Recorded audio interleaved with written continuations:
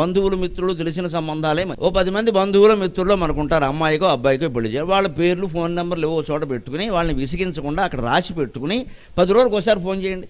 బావ కొంచెం చూడవయ్యా, మాకు నీకు మీ అబ్బాయిలకి అయిపోయినా మాకు కూడా అవ్వాలి కదా, అన్నయ్య కొంచెం చూడవయ్యా, మావయ్య కొంచెం చూడవయ్యా, బాబాయ్య నువ్వు కాకపోతే ఎవరు చూస్తారు మమ్మల్ని, మీ అమ్మాయిలే పెంచేవు నన్ను, మరి మా అబ్బాయికి పెళ్లి చేయాలి చూడ, మీ బాబాయ్ చూడడం చూస్తాడు. ప్రేమతో ఫోన్ చేస్తే చాలా అవసరం.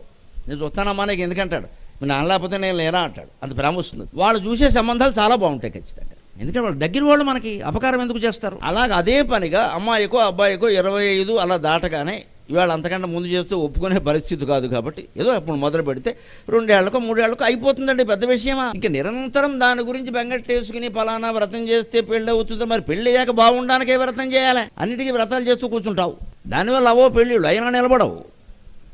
ఒక ఆధ్యాత్మికవేత్తగా మొహమాటం లేకుండా చూద్దాం, పెళ్ళిళ్ళు అయ్యే వ్రతాలు విడిపోయే వ్రతాలు ఉండవండి.